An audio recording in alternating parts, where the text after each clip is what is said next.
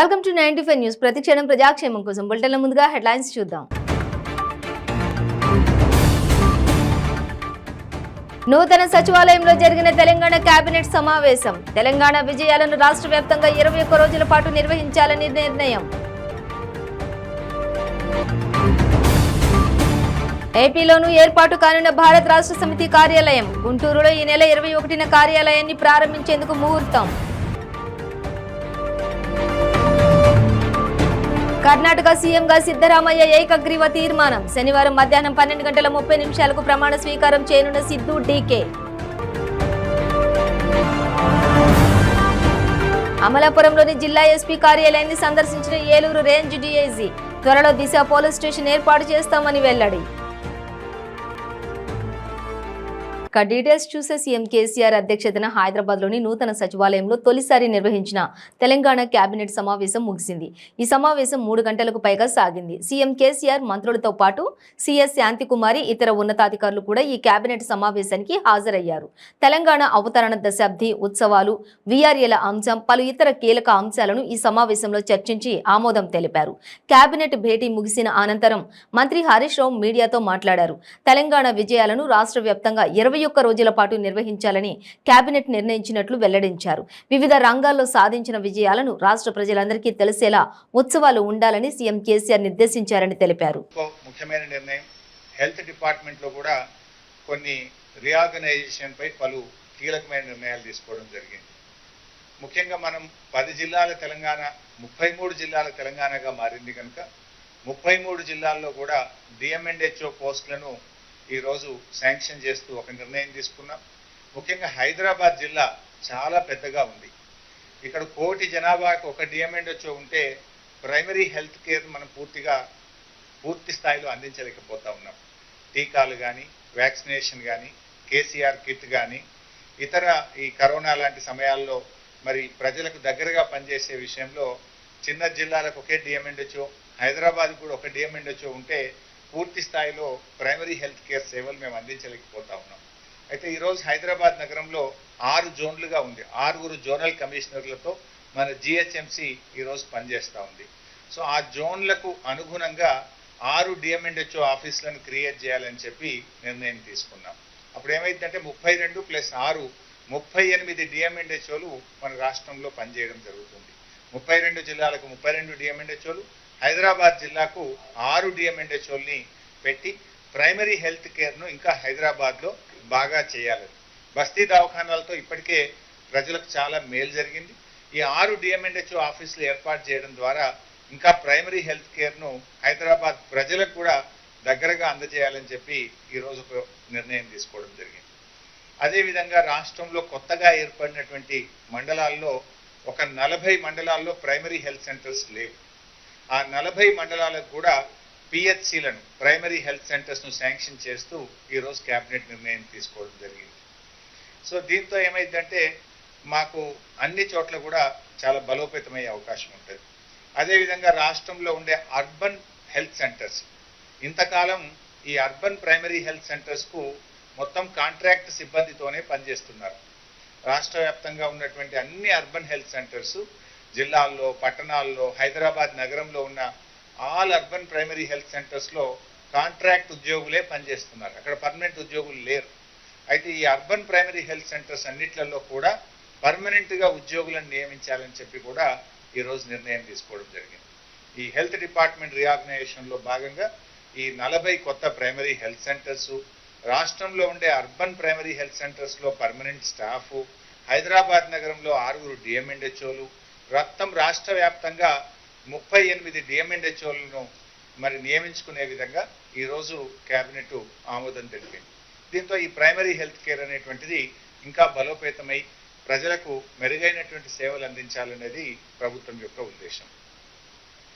ఇకపోతే ఈరోజు ముఖ్యమంత్రి గారు చాలా ప్రత్యేకంగా దృష్టి పెట్టి చాలాసేపు కూడా దాని మీద చర్చ చేసినటువంటి అంశం మన వ్యవసాయానికి సంబంధించి, ముఖ్యంగా మరి రైతులకు సంబంధించి. ఎందుకంటే ఇది రైతు ప్రభుత్వం, రైతుల కోసం నిరంతరం పనిచేసేటువంటి రైతు బిడ్డ, రైతు నాయకుడు మన ముఖ్యమంత్రి గారు. ఈ వ్యవసాయ రంగంలో పలు మార్పులు తేవడానికి గౌరవ వ్యవసాయ శాఖ మంత్రివర్యులు నిరంజన్ రెడ్డి గారి ఆధ్వర్యంలో ఒక కేబినెట్ సబ్ కమిటీని కాన్స్టిట్యూట్ చేయడం జరిగింది. ఈ కేబినెట్ సబ్ కమిటీలో గౌరవనీయులు సివిల్ సప్లైస్ శాఖ మంత్రివర్యులు గంగుల కమలాకర్ గారు, గౌరవనీయులు దయాకర్ రావు గారు, గౌరవనీయులు అజయ్ కుమార్ గారు, గౌరవనీయులు మల్లారెడ్డి గారు, గౌరవనీయులు ఇంద్రకరణ్ రెడ్డి గారు ఈ కేబినెట్ సబ్ కమిటీలో సభ్యులుగా ఉంటారు. ముఖ్యంగా ఈ సంవత్సరం మనం చూసాం, వడగళ్ల వాన వల్ల రైతులు తీవ్రంగా నష్టపోయినారు. ఈ వడగళ్ల వాన వల్ల రైతులు నష్టపోతున్నటువంటి అంశాన్ని దృష్టిలో పెట్టుకొని మనము పంట కాలాన్ని ఒక నెల రోజుల పాటు ముందుకు జరిపినట్టయితే ఏప్రిల్ నెలల వరకు అసలు మనం పంట లేకుండా మార్చి నెలాఖరికే కోతలయ్యేటట్టుగా మనం చేసుకోగలిగితే మరి రైతుల్ని కాపాడుకున్న వాళ్ళం అవుతాం. ఇవాళ వ్యవసాయంలో దేశంలోనే నంబర్ 1గా అతి ఎక్కువ వరి పంట పండించే రాష్ట్రంగా ఇవాళ తెలంగాణ రాష్ట్రం అవతరించింది. తెలంగాణ ముఖ్యమంత్రి కేసీఆర్ సారథ్యంలో భారత్ రాష్ట్ర సమితి కార్యాలయం ఏపీలోనూ ఏర్పాటు కాబోతోంది. గుంటూరులో ఈ నెల 21న కార్యాలయాన్ని ప్రారంభించేందుకు ముహూర్తం సిద్ధం చేశారు. నిజానికి విజయవాడలో కార్యాలయాన్ని ఏర్పాటు చేయాలని భావించినా అక్కడ అనుకూలమైన భవనం లభించకపోవడంతో గుంటూరులో ఏర్పాటు చేస్తున్నారు. ఆటోనగర్ వద్దనున్న ఏఎస్ కన్వెన్షన్ హాల్ వెనుక భాగంలో 5 అంతస్తుల భవనాన్ని కార్యాలయం కోసం తీసుకున్నారు. ఇందులో పార్టీ సమావేశాలకు 2 ఫ్లోర్లు, మిగిలిన వాటిలో కార్యాలయ సిబ్బంది, రాష్ట్ర నాయకులకు క్యాబిన్లు ఏర్పాటు చేస్తున్నారు.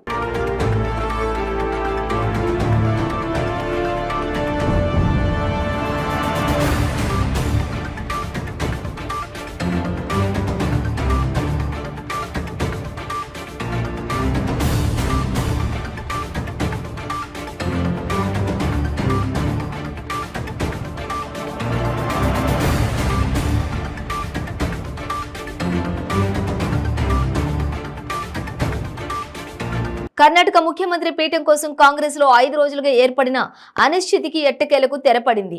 అగ్రనేత సోనియా గాంధీ జోక్యం, ఏఐసిసి అధ్యక్షులు మల్లికార్జున ఖర్గే సహనం సత్ఫలితాలనిచ్చాయి. మాజీ సీఎం సిద్ధరామయ్య, పిసిసి అధ్యక్షులు డికే శివకుమార్ నడుమ నాయకత్వం విజయవంతంగా రాజీ కుదిరింది. ఇక వివిధ నాటకీయ పరిణామాలు, విస్తృత చర్చల అనంతరం సిద్ధును ముఖ్యమంత్రిగా, డికేను ఉప ముఖ్యమంత్రిగా ఎంపిక చేసినట్లు ఏఐసిసి ప్రధాన కార్యదర్శి కేసీ వేణుగోపాల్, పార్టీ రాష్ట్ర ఇన్ఛార్జి రణదీప్ సుర్జేవాలా ఢిల్లీలో ప్రకటించారు. డీకే వచ్చే ఏడాది జరిగే లోక్సభ ఎన్నికల వరకు పిసిసి అధ్యక్షుడిగా కొనసాగుతారని వెల్లడించారు. శనివారం బెంగళూరు కంఠదివా స్టేడియంలో జరిగే ప్రమాణ స్వీకార కార్యక్రమాన్ని విపక్షాల ఐక్యతకు వేదికగా నిరూపించాలని కాంగ్రెస్ భావిస్తోంది. అందుకే బీజేపీ ఇతర రాష్ట్రాల సీఎంలను, వివిధ ప్రతిపక్షాల నేతలను ఆహ్వానించారు. 2 ఏళ్లు, 3 ఏళ్లు, చెరి 2.5 ఏళ్లు అంటూ పదవీ కాలంపై ఎలాంటి ఫార్ములా లేదని కాంగ్రెస్ వర్గాలు తెలిపాయి. పార్టీ నిర్ణయం వెలువడగానే సిద్ధు, డీకే హుటాహుటిన బెంగళూరుకు వచ్చేశారు. గురువారం రాత్రి సిఎల్పి సమావేశం జరిగింది. సిద్ధరామయ్యను నేతగా ఎన్నుకుంటూ ఏకగ్రీవ తీర్మానం చేసింది. ఆ వెంటనే ఆయన నేతృత్వంలోని బృందం రాజ్భవన్ కు వెళ్లి గవర్నర్ దావర్చంద్ గహ్లోత్ను కలిసింది. ప్రభుత్వ ఏర్పాటుకు ఆహ్వానించాలని కోరింది. తర్వాత కొద్దిసేపటికే సర్కార్ ఏర్పాటుకు ఆహ్వానిస్తూ ఆయన ప్రకటన విడుదల చేశారు. శనివారం మధ్యాహ్నం 12:30 సిద్ధు, డీకేలతో పాటు మరో 20 మంది మంత్రులు ప్రమాణం చేయనున్నారు.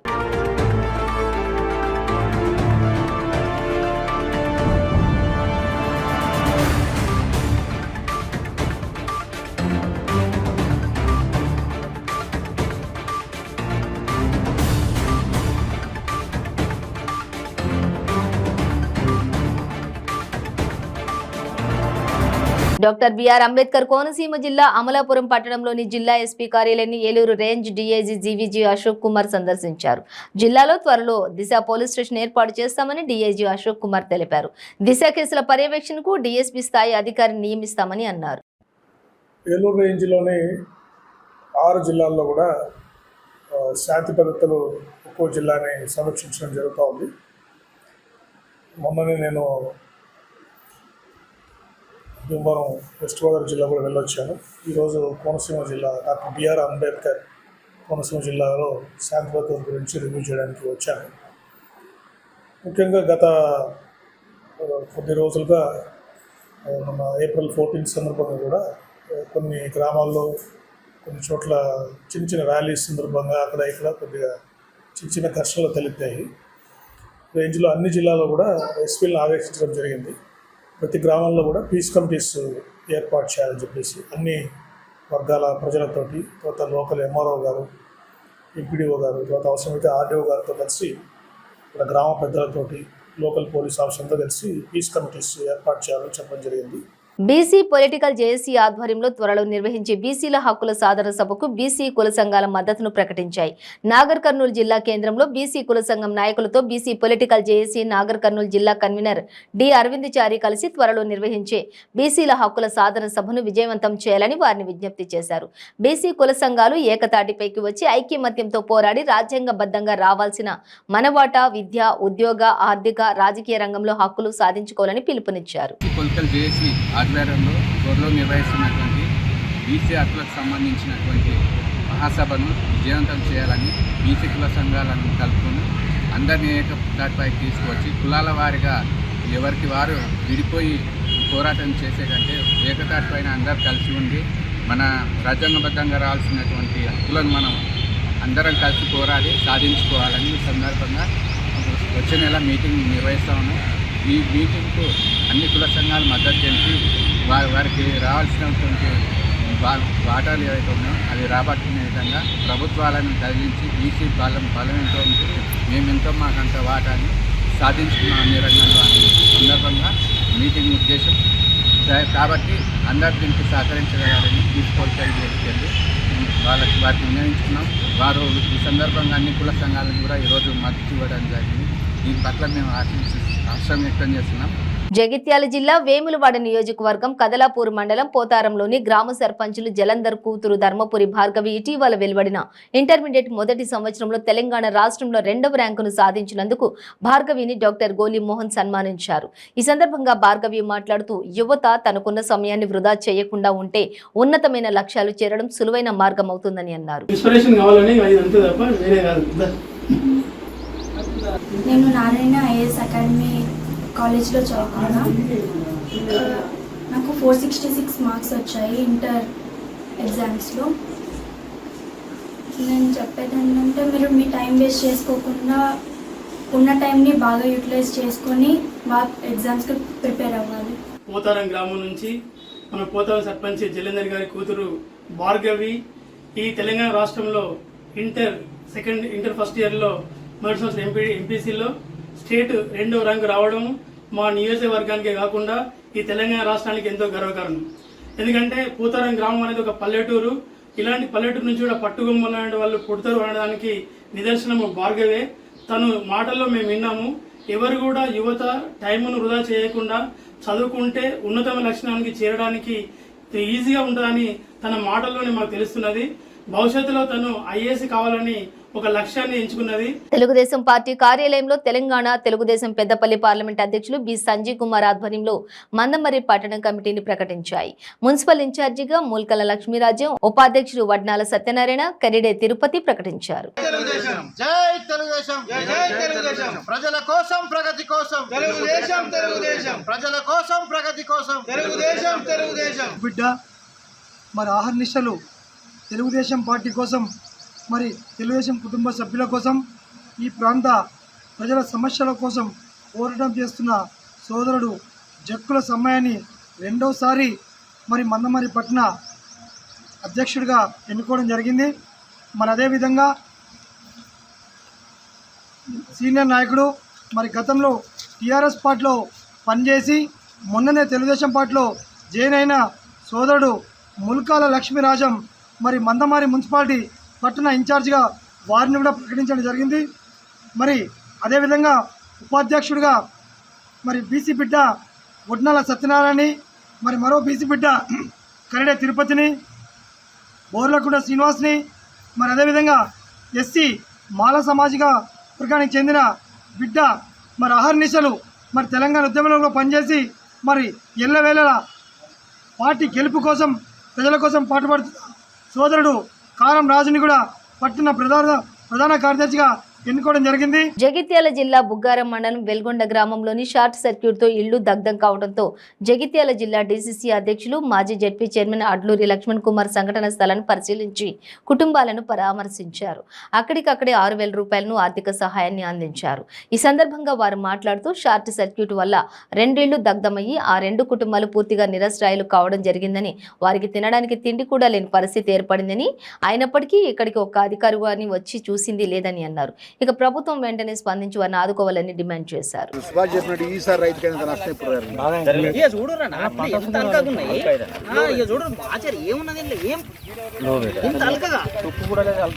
డిస్ట్రిక్ట్ కోఆపరేటివ్ అధికారిగా మీరు ఉన్నారు. ఈ రైతు గోస ఎవరు పట్టించుకోవాలి, రైతు గురించి ఎవరు మాట్లాడాలి, ఎట్లా పరిష్కారం ఇది? ఇప్పుడు మొన్న మేము 42కు ప్రతి రైతు కూడా ముందుకు వచ్చిండు. సరే కష్టం వస్తుందేమో, ఈసారి దిగుబడి తక్కువ వచ్చింది, పెట్టుబడి ఎక్కువైంది, రైతు నష్టపోయిండు.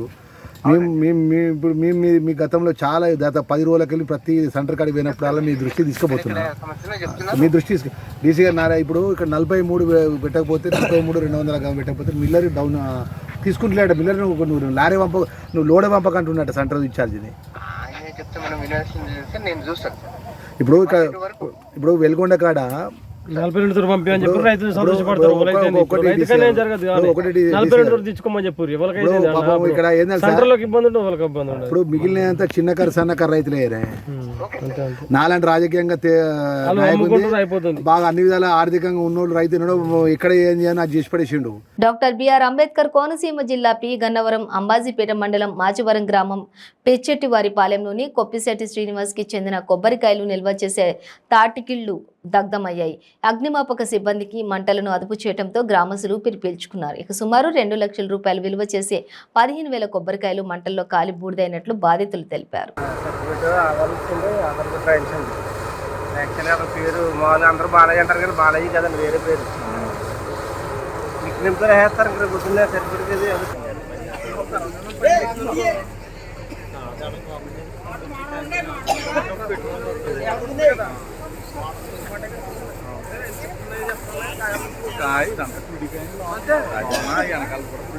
ప్రావిడెంట్ ఫండ్ కలిగిన బీడీ కార్మికులకు 2014 కటాఫ్ డేటాను ఎత్తివేసి 2016 రూపాయలు ఇస్తానని చెప్పి సీఎం కేసీఆర్ ప్రకటించిన మాదిరిగా వెంటనే ఇవ్వాలని బీడీ కార్మిక సంఘం రాష్ట్ర ప్రధాన కార్యదర్శి సుతారాములు డిమాండ్ చేశారు. జగిత్యాల జిల్లా కోరుట్లలోని బీడీ కార్మికులందరికీ జీవన భృతి ఇవ్వాలని సి ప్రభాకర్ భవన్ గోదాం రోడ్ నుండి సబ్ కలెక్టర్ వరకు కార్యాలయం వరకు బీడీ కార్మికులందరూ కూడా ర్యాలీ నిర్వహిస్తూ నిరసన ధర్నా చేపట్టారు. అనంతరం ఆర్డీఓకి వినతి పత్రం అందజేశారు. ఈ సందర్భంగా బీడీ కార్మిక సంఘం నేత సుతారి రాములు మాట్లాడుతూ 2018 పార్లమెంట్ అసెంబ్లీ ఎన్నికల ప్రచార సభలో ముఖ్యమంత్రి కేసీఆర్ 2014 జూన్ 2న కటాఫ్ డేటా ఎత్తివేస్తామని హామీ ఇచ్చారని, కానీ ఇంతవరకు అమలు పరచడం లేదన్నారు. రూపాయల జీవన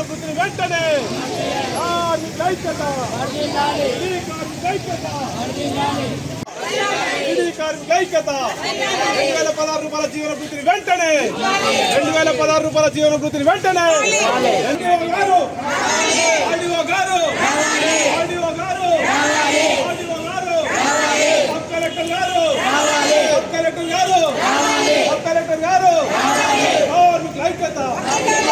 హామీని వెంటనే అమలు చేయాలి. ముఖ్యమంత్రి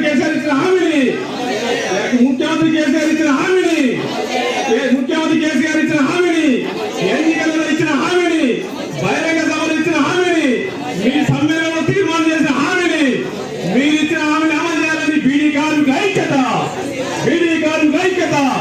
2016 జీవన వృత్తిని వెంటనే.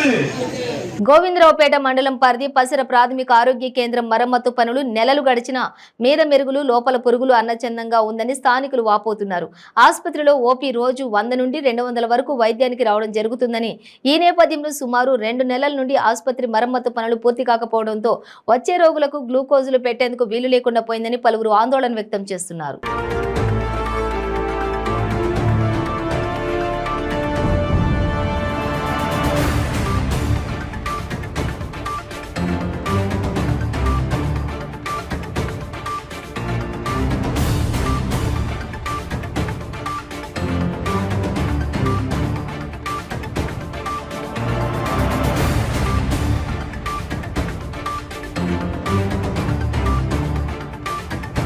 బ్రేక్ తీసుకుందాం. తాజా సమాచారం కోసం 95 న్యూస్ ఇప్పుడు యాప్ లో కూడా మీ ముందుకు వచ్చింది. వెంటనే డౌన్లోడ్ చేసుకోండి, లేటెస్ట్ అప్డేట్స్ ని పొందండి. మీ పెళ్లి రోజు, పుట్టినరోజులు, మరే ఇతర శుభ కార్యక్రమాలకైనా మీ బంధువులకు, శ్రేయోభిలాషులకు శుభాకాంక్షలు చెప్పాలనుకుంటున్నారా? మీ ఇంట్లో జరిగే శుభకార్యాలను టీవీలో చూడాలనుకుంటున్నారా? అయితే ఆలస్యం ఎందుకు? 95 న్యూస్ అందిస్తుంది మీకు ఆ అద్భుతమైన అవకాశం. ఆలస్యం ఎందుకు? స్క్రీన్ పై కనిపించే ఈ నంబర్కు వెంటనే డయల్ చేయండి. మీరు చెప్పే శుభాకాంక్షలు ప్రత్యక్ష ప్రసారంలో చూడండి. మీరు డయల్ చేయవలసిన number 9912696750. Welcome back to 95 news. Congress party జాతీయ మహిళా ప్రధాన కార్యదర్శి Mulugu MLA Seethakka Mulugu MLA camp కార్యాలయంలోకి కిసాన్ కాంగ్రెస్ జిల్లా అధ్యక్షులు నియోజకవర్గ కోఆర్డినేటర్ గొల్లపల్లి రాజేందర్ గౌడ్ అధ్యక్షతన జరిగిన ముఖ్య కార్యకర్తల సమావేశానికి ముఖ్య అతిథిగా హాజరై మాట్లాడారు. 1200 మంది ప్రాణత్యాగాలను చూసి చెల్లించిన శ్రీమతి సోనియా గాంధీ తెలంగాణ ఇస్తే వచ్చిన తెలంగాణలో కేసీఆర్ కుటుంబ పాలన కొనసాగిస్తూ రైతులను మోసం చేస్తున్నాడని అన్నారు. ఈ నెల 20న రైతులకు జరుగుతున్న అన్యాయాలను నిరసిస్తూ ములుగులో మెగా రక్తదాన శిబిరం నిర్వహించడం జరుగుతుందని తెలిపారు. అదేవిధంగా సబ్సిడీ విత్తనాలు లేవు, డ్రిప్ ఇరిగేషన్ పనిముట్ల సబ్సిడీ లేదు. రైతుల యొక్క కష్టాన్ని గుర్తించి వెంటనే కొనుగోలు చేయకుండా రోజుల తరబడి కళ్ళాల మీదనే వదిలేయడము, ఇట్లాంటివన్నీ కూడా ఉన్నాయి. ఒక్క రోజైనా కూడా వ్యవసాయ శాఖ గురించి మరి కేసీఆర్ గారు కానీ వ్యవసాయ శాఖ మంత్రి గారు కానీ ధాన్యం వచ్చింది, ఏం జరుగుతుంది, కొంటుండ్రా లేదా, తడిసిన ధాన్యం ఏమవుతుంది, మళ్ళీ మిల్లుల కాడ ఏం ప్రాబ్లం అవుతుంది, ఇవన్నీ కూడా ఏం పట్టించుకోకుండా ఇప్పుడు కొత్త నిబంధనలు తీసుకొచ్చారు. నమోదు చేసుకున్నటువంటి వాళ్ళ ధాన్యమే కొంటారట. ఎవరు ఎక్కడో ఎందుకు వస్తారు? ఈ రాష్ట్రంలో పండించిన ధాన్యం ఈ రాష్ట్రంలో అమ్ముకుంటారు. పక్క రాష్ట్రం ఎందుకు వస్తారు? ఛత్తీస్గఢ్లో 2600 తింటా ఉంది వరి. ఎందుకు వస్తారని అంటున్నా. అంటే పండించిన పంటకు మీరు కొనుగోలు చేయాలంటే పట్టా కావాలంటారు, లేదా పేరు నమోదు చేయాలి. అక్కడ అధికారులు ఎవరో నిర్లక్ష్యం చేసిరు, వాళ్ళు పేరు నమోదు చేయలే. మొక్కజొన్న గాని వరిది గాని లేకుంటే ఇతరత్ర గాని అయితే మీరు కొనరా? అది ఇక్కడ ధాన్యం కాదా, అవునా కాదా, రైతు కాదా, అది తెలుసుకోవాలి. కానీ కాగితం ఉందా, నమోదైందా, ఆన్లైన్లు ఉందా లేదా, ఇవన్నీ కూడా మూర్ఖమైనటువంటి నిబంధనలు పెట్టి రైతులను ఇబ్బంది పెడతా ఉన్నారు. దీన్ని తీవ్రంగా ఖండిస్తా ఉన్నాం. నిబంధన పేరుతోటి రైతు ధాన్యాన్ని కొనకుండా రైతులను ఇబ్బంది పెట్టే విధానాన్ని తీవ్రంగా ఖండిస్తా ఉన్నాం. నిన్నటికి నిన్న పందికుంటలో కూడా మరి ఎరగళ్లు పడి మొత్తం ధాన్యం అంతా కాలిపోయింది. జగిత్యాల జిల్లా జగిత్యాల రూరల్ మండలం జాబితాపూర్ మరియు ధర్మపురం గ్రామాలలో బీజేపీ రాష్ట్ర కార్యవర్గ సభ్యులు మాజీ municipal chairman Bhogi Sravani, Jagtial BJP నాయకులు పన్నాల తిరుపతి రెడ్డి కలిసి కొనుగోలు కేంద్రాన్ని సందర్శించారు. ఈ సందర్భంగా వారు మాట్లాడుతూ క్వింటాలకు తరుగు పేరుతో 5 నుంచి 7 కిలోల అదనంగా తరుగు తీస్తున్నారని ఆగ్రహం వ్యక్తం చేశారు. రైతులందరూ ఐక్యంగా ఉంటూ ప్రతి గింజ మిల్లుకు చేరే వరకు ఏకతాటిపై ఉండాలని సూచించారు. రైతు ప్రభుత్వం, రైతు సంక్షేమ ప్రభుత్వం అని చెప్పుకుంటున్న ఈ ఎమ్మెల్యే మంత్రులకు రైతుల కష్టాలు కనబడడం లేదని ఆగ్రహం వ్యక్తం చేశారు. రైతన్న ఎంతో పంట నష్టం వాటిల్లింది. ఆదుకుంటాననుకున్నటువంటి రాష్ట్ర ప్రభుత్వం నట్టేట ముంచిన పరిస్థితి ఇక్కడ కనిపిస్తా ఉంది. ఎక్కడికక్కడ కూడా వడ్లు ఐకేపీ సెంటర్లకు తీసుకుని వచ్చి నెల రోజులు గడుస్తూ ఉంది. మా రైతన్నలు అమ్మలు కూడా మాట్లాడుతూ ఉన్నారు, మా రైతు సోదరిమణులు సోదరులందరూ కూడా మాట్లాడుతూ ఉన్నారు. ఎక్కడికక్కడ వాళ్ళ గోడు వెళ్ళబుచ్చుకుంటా ఉన్నారు. మేము తీసుకొచ్చి 20 రోజులు అవుతుంది, నెల రోజులు గడుస్తూ ఉంది. కానీ ఇంకా కూడా ఇక్కడికి లారీలు రాని పరిస్థితి, కాంటలు పెట్టని పరిస్థితి కనిపిస్తూ ఉంది. 3-4 రోజుల పైన అయిందంట లారీలు రాక. బస్తాలన్నీ కూడా అక్కడ కట్టి పెట్టుకున్న పరిస్థితి కనిపిస్తూ ఉంది. మళ్ళీ అకాల వర్షం వస్తే ఇంత మంచిగా ఆరిన అడ్లు మళ్ళేమవుతాయో అన్న పరిస్థితి ఇక్కడ కనిపిస్తూ ఉంది. గౌరవ ఇన్ఛార్జ్ మినిస్టర్ గారు మొన్ననే వచ్చేళ్ళినట్టున్నారు, అధికారులతో సమీక్ష సమావేశాలు చేసినట్టున్నారు. స్థానిక ఎమ్మెల్యే గారు అందరూ సమీక్ష చేస్తున్నారు, సంతోషం. కానీ సమీక్షల వల్ల సమస్యలు పరిష్కారం అవుతున్నాయా అనేది ఒక్కసారి ఆలోచించండి. కట్టింగ్లు చేస్తే క్రిమినల్ కేసులు అన్నారు, మరి ఇప్పటి వరకు ఎన్ని క్రిమినల్ కేసులు పెట్టారో ఒక్కసారి చెప్పండి. ప్రజలకు మీరు తెలియజేయాల్సిన అవసరం ఉంది. ఇప్పుడే ఇందాకే మా రైతన్నలు మాట్లాడుతూ ఉన్నారు ఎంత కటింగ్లు చేస్తూ ఉన్నారు. అవుతాను మన సోదరుడు చెప్తా ఉన్నారు. డాక్టర్ బిఆర్ అంబేద్కర్ కోనసీమ జిల్లా పి గన్నవరం నియోజకవర్గం మాచివరం గ్రామ పంచాయతీ పరిధిలో నాగబతుల సాహెబ్ మెమోరియల్ ట్రస్ట్ ఆధ్వర్యంలో మొబైల్ చలివేంద్రాన్ని నాగబతుల వెంకట సుబ్బారావు ప్రారంభించారు. ఈ సందర్భంగా ఆయన మాట్లాడుతూ ఈ ట్రస్ట్ ఏర్పాటు చేసినప్పటి నుండి అనేక సేవా కార్యక్రమాలు చేస్తున్నామని, అదేవిధంగా కోనసీమ కొబ్బరి వ్యాపారానికి ప్రసిద్ధిగాంచిన అంబాజీపేటకు దేశం నలుమూలల నుండి లావాదేవీల వరకు అనేక మంది కొబ్బరి వ్యాపారస్తులు వస్తుంటారని, వీరితో పాటు వేసవి తాపానికి గ్రామస్తులతో పాటు ఎవరు ఇబ్బందులు పడకుండా ఈ మొబైల్ చలివేంద్రం ద్వారా సేవలు అందిస్తున్నామని తెలిపారు. ఈ మొబైల్ చలివేంద్రాలు అన్ని వీధులతో పాటు జన సమూహాలున్న ప్రదేశాలలో తిరుగుతూ ప్రతి ఒక్కరి దాహార్తిని తీర్చే విధంగా రూపొందించామని సుబ్బారావు తెలిపారు.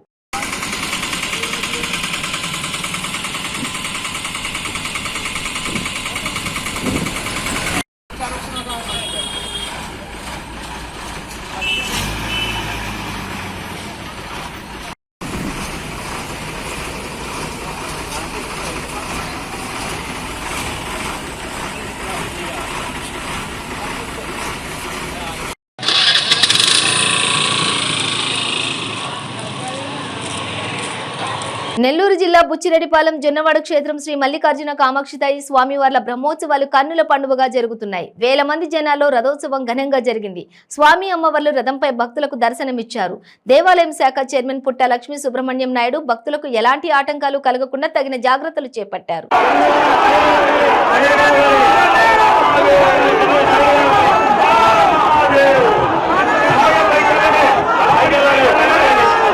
స్వామి అమ్మవారి కళ్యాణోత్సవం అత్యంత వైభవంగా దేవస్థానం ప్రాంగణం నందు జరుగును.